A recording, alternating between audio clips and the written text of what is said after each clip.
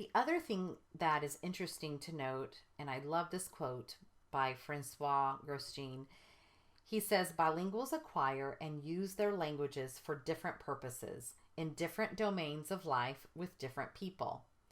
In other words, children acquire different lexical repertoires in each language because of the different people they're interacting with in their lives. And those different people are talking about different things in different contexts and environments. So it makes sense. And this is significant in relation to the need to account for vocabulary and language skills in both languages when we're assessing language and when considering how one might perform on any given vocabulary or language task based on their language-specific exposure.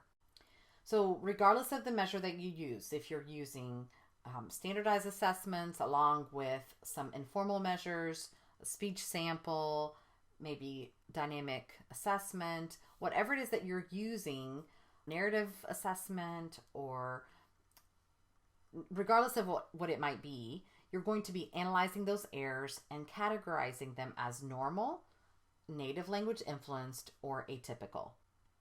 Let's talk about some key points on assessment. Proficiency and language skills in both languages must be assessed. When necessary, we have to train and utilize interpreters and translators to get a full picture of their language skills in both languages. The parent questionnaire is extremely important. Celeste Roseberry McKibben says that the most successful predictor of language impairment is the results of a well-designed parent questionnaire. And I agree that we get so much information from the parent about development, about exposure, about just the different functions of language. And so it's just extremely important that we administer a thorough parent questionnaire. And a true language impairment is present when the child experiences similar difficulties in both languages. So again, when you're seeing those clear and similar results in both, then we can more confidently say, yes, it is a language impairment. It's not just a function of that child being an English language learner or because of native language influence. But I can honestly say in 30 years, I've never had a conversation with my parents in English. So that relational language is crucial. And when I think about it long term, had my parents switched to English, I would have lost my support system. So let's not underestimate the value of the relational language. And let's be advocates for minority language use.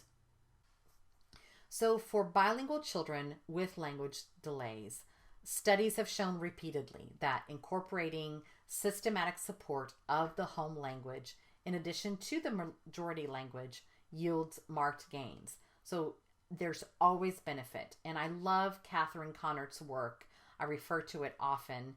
And she just puts out a lot of information on the importance of valuing and supporting the home language. And the research also shows that mediation in the native language does not slow development or learning of a second language. I also love teaching analogy relationships.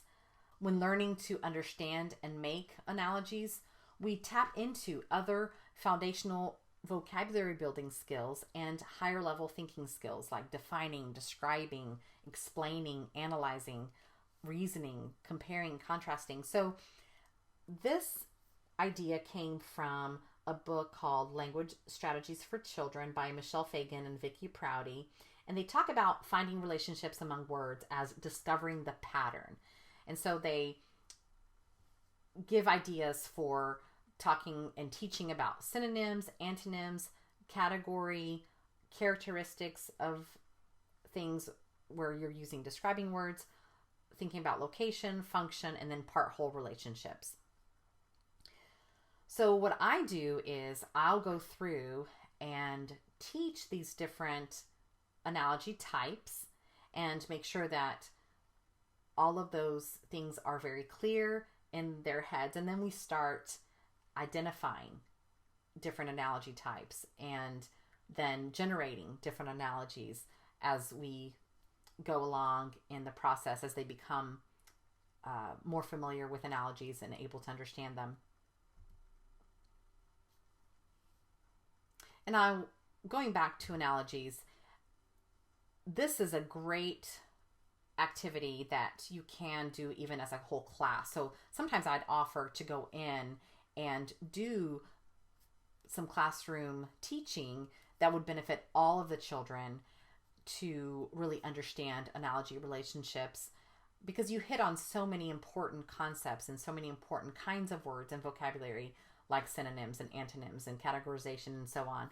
So it just really allows all children to benefit, and you see a lot of growth by giving them that framework and that structure to understand all of these different concepts within the context of analogies.